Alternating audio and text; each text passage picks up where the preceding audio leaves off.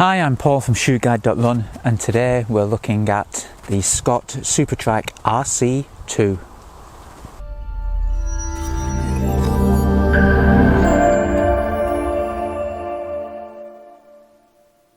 Hi, I'm Paul from Shoe Guide, and today we're going to look at the SCOTT RC2 competition trail running shoe. But first of all, if you do enjoy these videos, please remember to subscribe, tick the box there and get notified of all the videos we do. They're updated a couple of times a week. So the Supertrac RC2 from SCOTT, an update to the previous model of course, a little bit lighter, a little bit softer and of course a little bit more responsive. Cushioning first of all comes from this compression moulded EVA midsole. It's a new compound and it does feel lighter and softer straight out of the box. I gave these shoes a real good hammering. As you can see, they encountered pretty much everything you would expect on an off-road course here in the UK. The Yorkshire Three Peaks was the route of choice. It's 24 miles, quite a bit of ascent and descent over some three large mountains. I went off course on that day as well, and ended up being out on my feet for 5 hours. So I did spend a lot of time in these shoes, and no complaints footwear wise. It was rather a warm day. In fact, I'll cut some of the footage into this review to give you just a hint of what I experienced. But shoes wise, they held up very well. So cushioning, 22.5mm stack height in the rear of the shoe, 17.5 in the forefoot, so a 5mm drop. Now that's a little bit lower if you're used to road shoes or many road shoes, but personally I find that when you're on off-roads, on the trails, you are a little bit more careful where you're putting your feet. You are a little bit more mid to forefoot, and a lower drop really isn't much of an issue, especially when the terrain's a little bit lumpy and bumpy.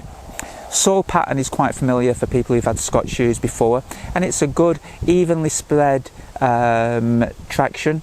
These studs are a little bit softer than the previous model, and I found them very good on the muddy sections of the route I did, but also on the firmer paths and the rocky terrain. No real issues there, quite forgiving. Upper wise, quite a nice, quite a deep notch to the ankle and the heel counter and the collar on both sides of the shoe. I like that because it didn't come up too high, and on the uneven terrain there was no rubbing at all. So whilst it does appear quite low at first, I didn't mind it at all. Upper is a Schola material, technical fabric, and they use their cold black fabric, which also uses the 3x dry technology.